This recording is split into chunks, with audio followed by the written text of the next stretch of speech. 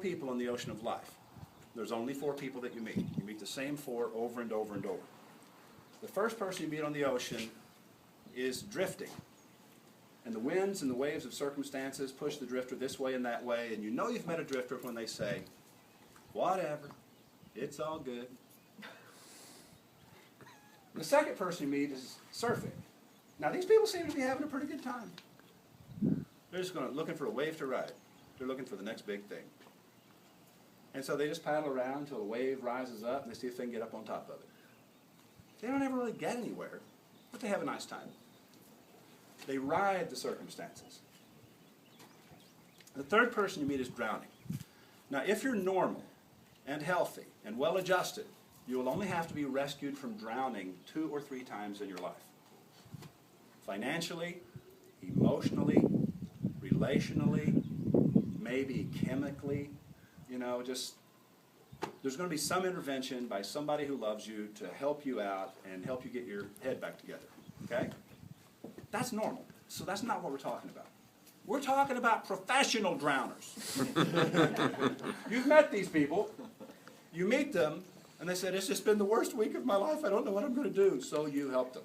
You get them all straightened out. You know what I'm talking about? You get them all straightened out and everything.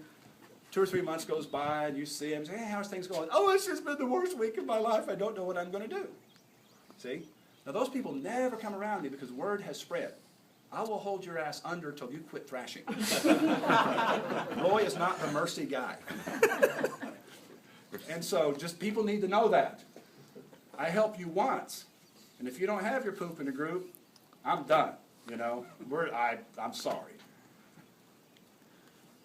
And drowners obviously don't get anywhere. They're just whatever. Now that fourth category, and hopefully it's all of us, they're sailing. They're navigating. And here's what's interesting. The person who's navigating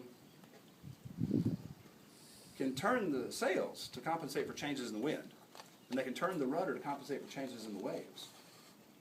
And they can steer that ship to get back on course, but only if there's something that never moves. You cannot navigate by monitoring the wind and the waves. That's the point. The circumstances, the changing circumstances, no. If you're monitoring the circumstances and making your decisions based on that, you're surfing. The person who has a North Star, something that's not attached to the ocean, a non-negotiable, it's what I call a mountain you're willing to die on. What's the mountain you're willing to die on? What is the one thing not up for discussion, not going to happen, non-negotiable, that cannot move? You get to pick what it is. In this week's Monday memo, I asked the question, I ask it at least once a year. What are you buying with the hours of your life? Money can be replaced. Time cannot. What I do today is important because I'm exchanging a day of my life for it. What you do today is important. What we do together today is important because we're all exchanging a day of our life for it. A day we cannot get back. And so the idea is you have to have a North Star. And so this is a reminder in stone and architecture. And when the Lachlan stone is mounted in the next few weeks, and that approach to the tower is finished and that landscaping is done, when you stand there and you see that little dim light in the sky, every other star in the sky moves slowly across the sky during the night. Every star in the sky moves. The only reason the North Star doesn't move, and this is important, it's directly above the axis of the Earth. It is literally that point of light around which the whole world revolves. Do you understand? And the whole world is just above the axis of the Earth. And as the Earth spins, it never changes position, it never moves. Every other star moves as the Earth revolves and as the seasons change, not the North Star. So here's the question. What is the one thing around which your whole world revolves?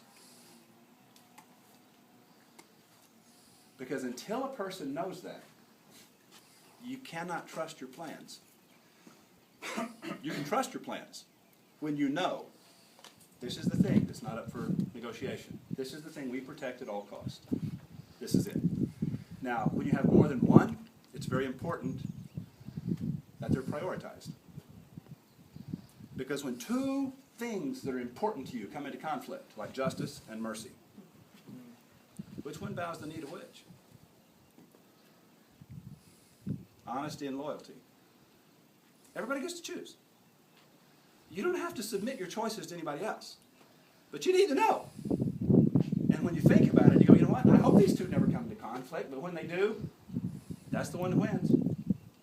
And so when the crisis happens, you have no doubts, right? You have no anxiety. You're not torn two directions. You decided far in advance of the circumstances which of your values bows the knee to which of your values.